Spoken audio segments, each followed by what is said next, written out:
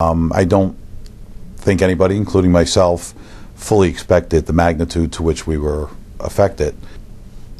The water started to come down so fast that the shelters were flooding out, and we had to move the crews and the people and the volunteers to alternative locations. Once that initial flood came through Susquehanna County, it hit Wyoming County, and to be quite frank with you, I don't believe anybody knew how devastating it was in those first couple of hours. We actually had to set up a makeshift shelter in Walmart, who spread out some room and moved us in. We wound up with 81 clients staying in the shelter because they had no place to go. The river was on one side and there was bridges on both other sides with a mountain behind them. Further into the disaster, I can give you yes, the call out for volunteers on Facebook, for instance. I don't believe a whole lot of people up in these communities do a whole lot of twittering, but Facebook has become a popular venue for people to communicate with. And a small example to give you the ramifications of what it was as we were setting up and breaking down these shelters, we were running low on supplies at the time, and we had a number of blankets that were not washed and had previously been used by other clients and therefore couldn't be used again. At that time, we put a little message out on the Wyoming County Red Cross Facebook, and literally in less than 10 minutes, we had 3 volunteers knocking on the door saying we can take blankets home and wash them. It was that fast. I never realized how immediate something like that could be. You were talking about media. We didn't have the ability to communicate to people because there was no electricity, there was no television, okay?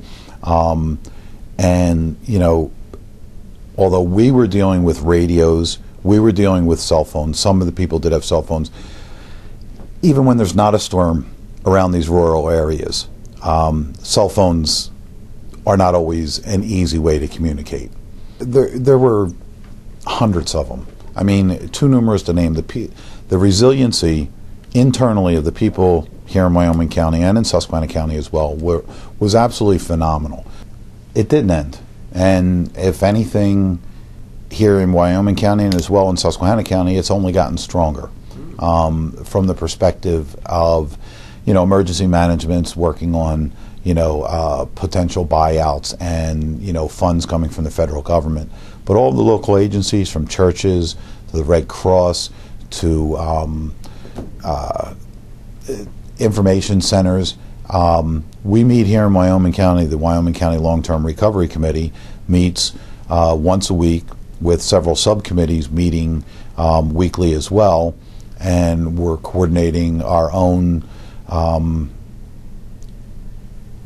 panel of people through everything from interfaith, the Red Cross, to the United Methodist Churches, to, I don't want to miss anybody, but to the United Way, and everybody's pulling together in this long-term recovery committee to find out, where are the unmet needs in the community and what can we do about it. My hope is that, once this storm gets put to rest, and I'm sure we have many, many, many months ahead of us in both of these counties, but once it gets put to rest, I hope these community organizations keep in touch and meet on a regular basis and share resources and share information so that we can then respond even better the next time. The sense of community, the willingness to help thy neighbor, and it's one of the things, being that city boy that I'm talking about, or a suburban individual. When I came up here, I realized the individual resiliency, driving down my road, seeing the farmer in the field, crawling under his tractor. And, I'm looking at myself saying, hey, if something happened to my car, I drove it into the garage or a mechanic. These people in this community, in the more rural communities, have to be more self-reliant. It's the resiliency in the community, the preparedness, and what we can do in the future, in my opinion, is have more of that teamwork spread out throughout the community, have them trained, have them supplied,